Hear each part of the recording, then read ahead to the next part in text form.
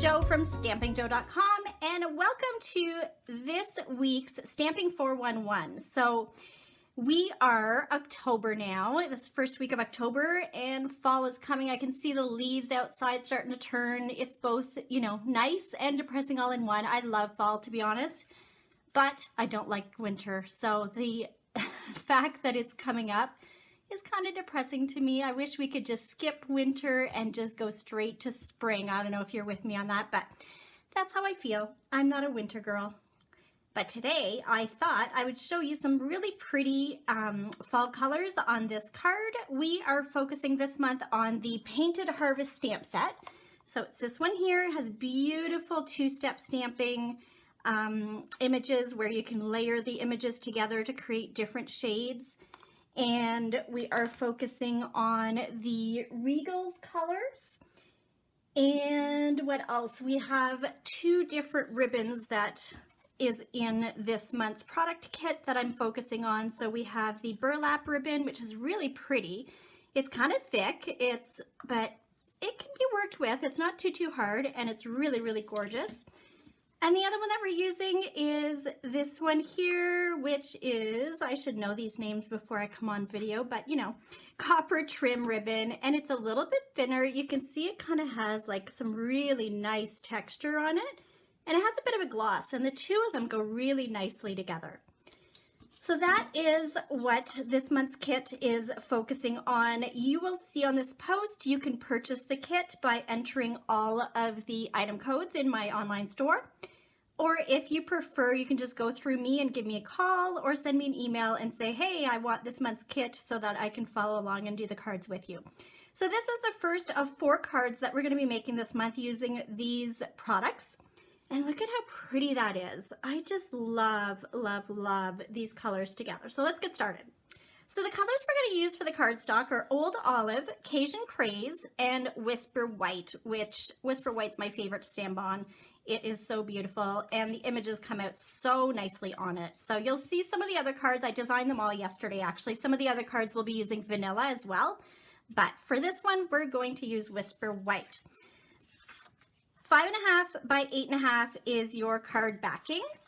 So that's half a piece of cardstock. So when you get the Regals colored cardstock pack, you'll see you get 2 of each color. And so you'll cut them in half, and that makes 2 cards. So we're going to use our bone folder like you saw just to score and make that nice crease. And then this one here was cut to 4 by 5 1/4, and then the Whisper White is cut to 3 3/4 by 5. Okay, so don't be shocked here. I know that my stamp looks pink, but that is just staining, and that is completely normal with our photopolymer stamps. When you're using them in darker colors, they can get stained like these, but it's clean, so don't worry. We're going to be using it with our crushed curry ink pad, and at the beginning, this card is going to look really odd and ugly, but as you keep stamping, you're going to see that it's going to look really, really pretty. So we're going to start. Give it nice, even pressure. Okay, you're going to see some cut spots are darker than others. I'm actually going to use a mat under here. So just one second, I'm just going to grab it. So you can see that I have a mat now. This is our paper piercing mat. You can use it to pierce your paper and have nice little polka dots in it, or to have patterns in your paper, but you can also use it for stamping on. And especially with photopolymer stamps, sometimes they just need a better even pressure that's a little cushioned. And so we're just gonna keep stamping. Don't worry, I know it looks funny right now, but just wait. It is going to look so pretty. So just keep doing your pattern. And then next we're going to use our pumpkin pie ink. Okay, so with this one, we're doing the smaller of the 2 flowers, and we're going to stamp it right on top. So you're going to ink it nicely. Okay, and then we're going to layer it on top. There is no like real right and wrong, which is kind of nice. It just goes right on there. And it gives that double layer of color on there. The great thing with photopolymer, even if it's stained, you can still see through, so you can actually stamp it where you need it to be. So for the next step, we're going to use Old Olive ink pad with the 2 leaves. So this is the bottom color, and then this would be the top because you want it to be darker. It's more the detail. And we're only going to use 1 color of ink pad. Now you could use 2 different colors of green, 1 lighter, 1 darker. But just to simplify things, we're going to actually use it.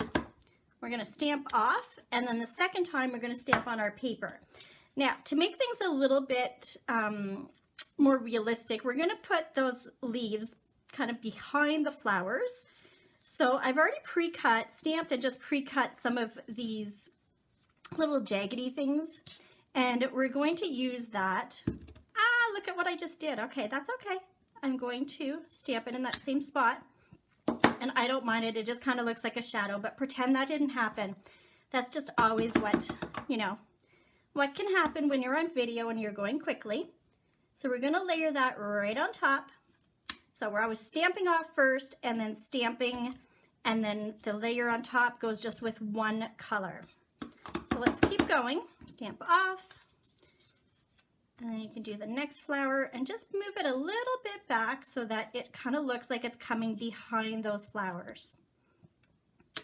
Okay, so lighter color and then darker color.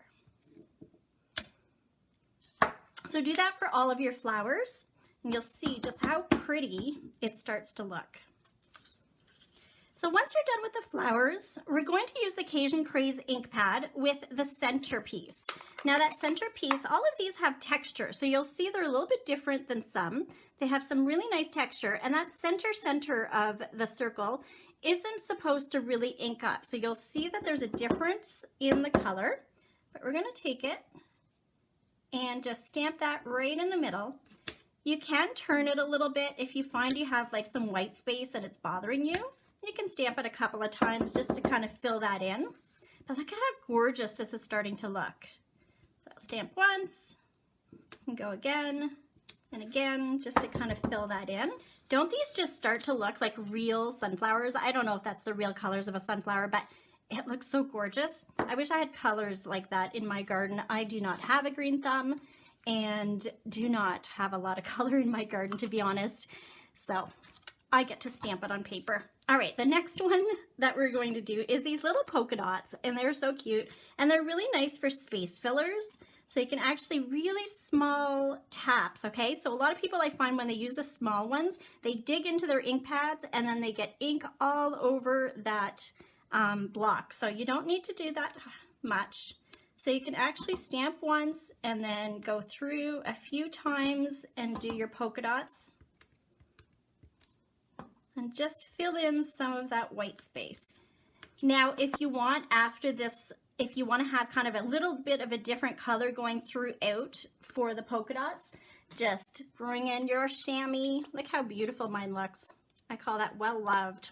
Just clean off that stamp. You can actually clean off your block as well if you're finding that it's getting dirty. And then bring in your pumpkin pie and just do a tiny little bit of spots in pumpkin pie. Okay, so I'm happy with that, so I'm going to go on to the next step. Let's set those aside, and we are just going to pull this away for now. And I'm going to take back in my Cajun Craze cardstock, and I'm just going to use my snail to glue that on top. Okay, so at this point we're going to pull in our ribbons, and mine are all unraveling. There you go. So take the two, so you can kind of just do this in one step.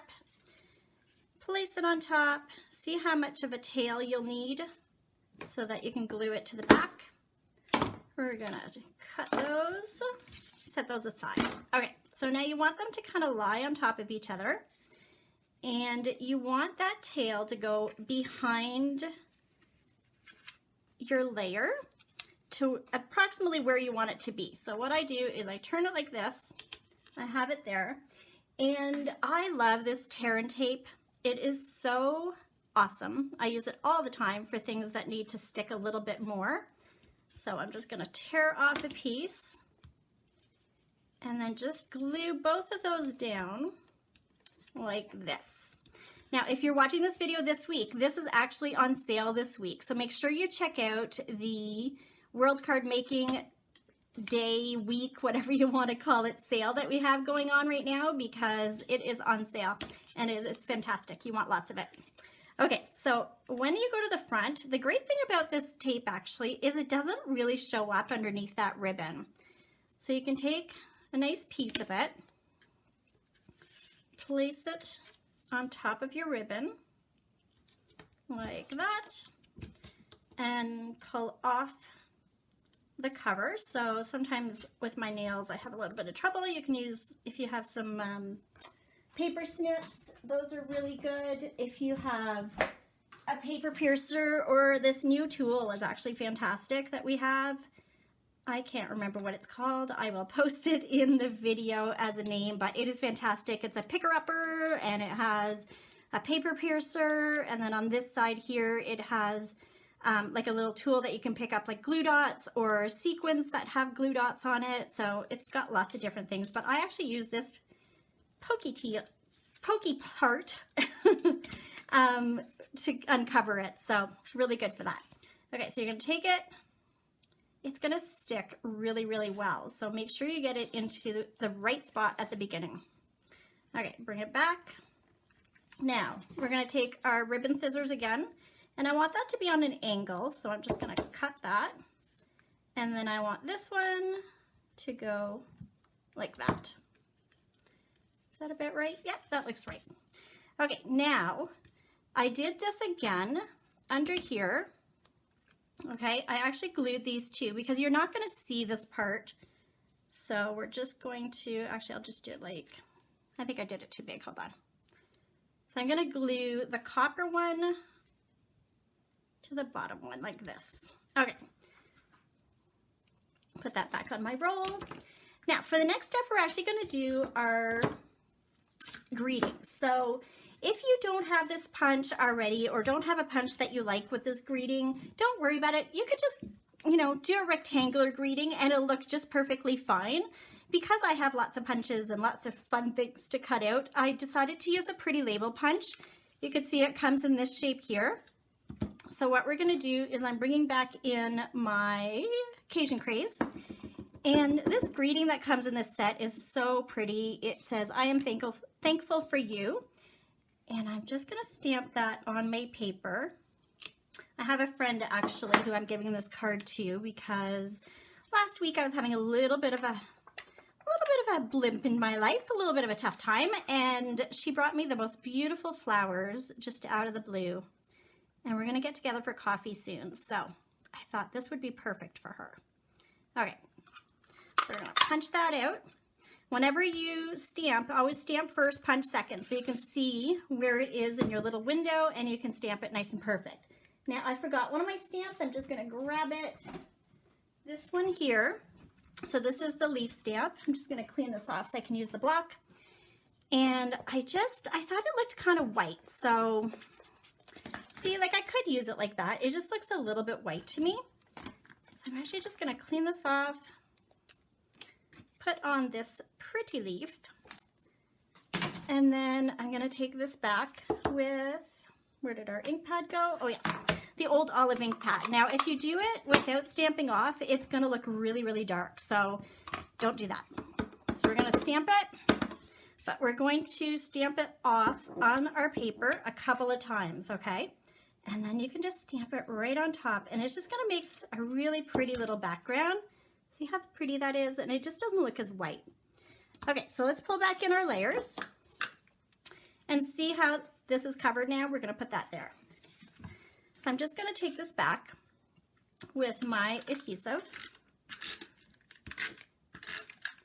Now I probably could use some of that tear tape here just to give it a little bit of extra support, because it's a little bit of a thicker one and it has that ribbon on there, so we want to make sure it sticks on pretty good. All right, so I'm just going to add a few, then I'm going to take this back. If you have nice sharp nails, you can pick this off really nicely. I have nails, but for some reason they just, I guess maybe they're too thick or something. Need a little bit thinner maybe. All right, so we're just going to pull these off. And then we're going to glue that onto our card backing. About there. And then we're going to take this with some dimensionals. Dimensionals are by far my favorite way to put on layers, just because they add that really nice pop to a card, makes it look three-dimensional, and I love them. Everybody needs dimensionals. Okay, so if you saw too, for my kit of the month, if you get it, I think it's before, I'll post the date again, but if you get it basically within the first week of me posting the actual products that I'm focusing on this week, you will get a layer, or a, what is this called? A sheet of dimensionals in the mail from me for free, so that you have them, because you can never run out of those. All right, well, there you go. So now I've added that. It has that nice 3D effect. It is so beautiful, don't you think? I love it. Anyways, these can be done in lots of different colors, but we really focused on the Regal colors, so those are the colors I picked. So thank you so much for joining me today and for watching this video. Please leave a comment, put a little thumbs up or a little like or something, and let me know that you like this, and I will see you again soon. Thank you so much. Have a great day. Bye.